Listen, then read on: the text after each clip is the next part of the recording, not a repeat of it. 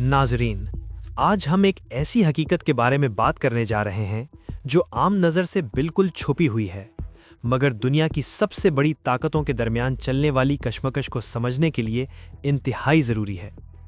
जब भी आप अमेरिका और ईरान के दरमियान जारी कशीदगी या मुमकिना जंग के बारे में सुनते हैं, तो एक सवाल ज़रूर जहन में आता है।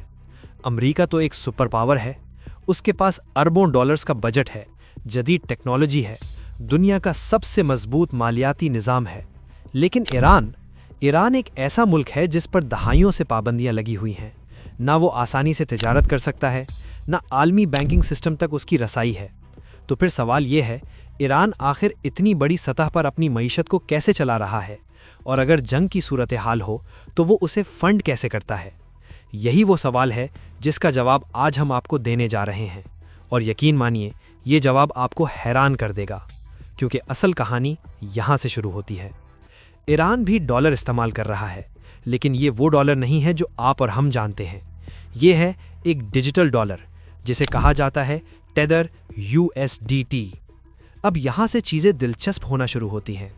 सबसे पहले ये समझना ज़रूरी है कि ये USDT आखिर है क्या। सादा अल्फाज में ये एक स्टेबल कॉइन है, यानी ऐसी क्रिप्टो करेंसी जिसकी कीमत हमेशा एक ख़ास वैल्यू के साथ जुड़ी रहती है। मिसाल के तौर पर अगर हम बिटकॉइन को देखें तो उसकी कीमत कभी ऊपर जाती है, कभी नीचे आती है। एक दिन वो $60,000 हो सकता है और अगले दिन 50,000। ये एक रिस्की असासा है। लेकिन USDT ऐसा नहीं है। USDT की कीमत हमेशा तकरीबन $1 के बराबर रहती है। यानी अगर आपके पास 100 USDT हैं तो वो तकरीबन $100 के बराबर होंगे। लेकिन असल फ़र्क कहाँ आता है? असल फ़र्क ये है कि ये सिस्टम रिवायती बैंकिंग सिस्टम से बाहर काम करता है। आमतौर पर जब आप किसी को पैसे भेजते हैं तो वो बैंक के ज़रिए जाते हैं, और अगर वो बैनुल अक़वामी ट्रांजैक्शन हो तो वो स्विफ्ट सिस्टम के ज़रिए जाती है। और इस पूरे सिस्टम पर अमेरिका का बहुत बड़ा कंट्रोल है। इसीलिए अमेरिका किसी भी मुल्क को इस सिस्टम से निकाल कर उसे आलमी मईशत से तकरीबन काट सकता है, जैसा कि उसने कई बार किया है। लेकिन USDT इस सिस्टम से नहीं गुजरता। ये एक ब्लॉकचेन पर चलता है, ख़ास तौर पर ट्रॉन नेटवर्क पर, जहां ट्रांजैक्शंस सेकंड्स में मुकम्मल हो जाती हैं। ना किसी बैंक की ज़रूरत, ना किसी इजाज़त की। और यही वो पॉइंट है जहां ईरान ने अपना खेल खेला है। नाजरीन, अब हम आते हैं उस असल सिस्टम की तरफ जिसके ज़रिए ईरान ने अपनी फाइनेंसिंग का एक नया रास्ता बनाया है। दुनिया की सबसे अहम समुद्री गुज़रगाहों में से एक है स्ट्रेट ऑफ हॉर्मुज़। ये वो जगह है जहां से दुनिया का बड़ा हिस्सा तेल गुजरता है, और ईरान इस इलाके के बिल्कुल करीब मौजूद है। अब जो इत्तलात सामने आती रही हैं, उनके मुताबिक ईरान ने इस इलाके पर एक गैर रस्मी टोल सिस्टम कायम किया हुआ है। यानी ये कि जो जहाज़ यहाँ से गुजरते हैं उन्हें एक तरह की फ़ीस अदा करनी पड़ती है। लेकिन दिलचस्प बात यह है कि ये फ़ीस अमरीकी डॉलर में नहीं ली जाती, बल्कि USDT या चीनी करेंसी में ली जाती है। ये सिस्टम कैसे काम करता है? सबसे पहले जहाज़ का ऑपरेटर एक मखसूस कंपनी से राब्ता करता है, जो कि ईरानी सिस्टम से जुड़ी होती है। इसके बाद जहाज़ की मुकम्मल मालूमात दी जाती हैं कि वो कहाँ से आया है, किस मुल्क का है, उसमें क्या सामान है और कहाँ जा रहा है। फिर आता है दूसरा मरहला, जहाँ इस जहाज़ की जांच पड़ताल की जाती है कि कहीं इसका ताल्लुक किसी ऐसे मुल्क से तो नहीं जिसे ईरान दुश्मन समझता हो। अगर सब कुछ ठीक हो तो अगला मरहला शुरू होता है, जहाँ फ़ीस तय की जाती है। ये फ़ीस कभी कभी लाखों डॉलर तक पहुंच सकती है, ख़ास तौर पर बड़े ऑयल टैंकर्स के लिए। फिर आता है सबसे अहम मरहला, अदायगी का। ये अदायगी USDT के ज़रिए की जाती है, यानी डिजिटल डॉलर के ज़रिए, जो किसी बैंक से नहीं गुजरता। और एक बार अदायगी हो जाए तो जहाज़ को एक कोड दिया जाता है और ईरानी फोर्सेस इसे महफूज तरीके से गुजरने देती हैं। ये पूरा सिस्टम बज़ाहिर सादा लगता है, लेकिन हकीकत में ये एक मुकम्मल मुतबादिल मालियाती निज़ाम है।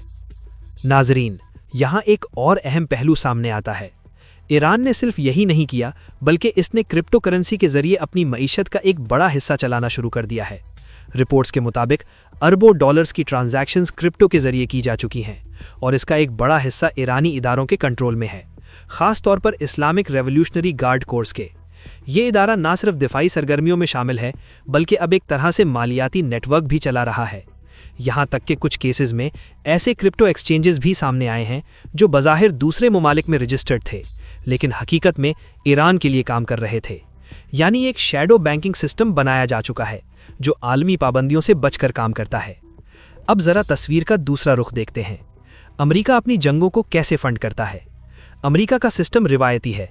वो यूएस डिपार्टमेंट ऑफ ट्रेजरी के जरिए बॉन्ड्स जारी करता है, यानी कर्ज लेता है, और फिर इन्हीं पैसों से अपनी फौजी ताकत को चलाता है। जहाज, तैयारे, मिसाइल, सब कुछ इसी सिस्टम के जरिए फंड होता है। यानी एक तरफ है रिवायती मालियाती निज़ाम और दूसरी तरफ है डिजिटल और गैर रिवायती निज़ाम। लेकिन हैरानकुन बात क्या है? दोनों तरफ डॉलर इस्तेमाल हो रहा है। एक तरफ असली डॉलर और दूसरी तरफ उसकी डिजिटल नकल। लेकिन दोनों कभी एक दूसरे से नहीं मिलते।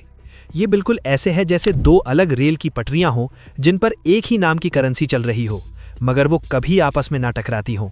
और यही वो खिला है जिसका फ़ायदा ईरान उठा रहा है। नाजरीन, ये सिर्फ एक मालियाती कहानी नहीं है, ये एक नई किस्म की जंग है, जहां हथियारों के साथ साथ मईशत, टेक्नोलॉजी और सिस्टम्स भी लड़ रहे हैं।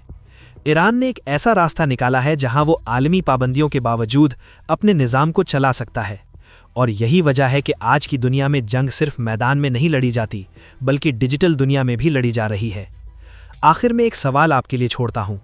अगर एक मुल्क बिना रिवायती बैंकिंग सिस्टम के अपनी मईशत और जंग दोनों चला सकता है, तो क्या मुस्तकबिल में ये मॉडल दूसरे ममालिक भी अपनाएंगे? अपनी राय ज़रूर दें। और अगर आपको ऐसी वीडियोस पसंद हैं तो चैनल को सब्सक्राइब करना ना भूलें।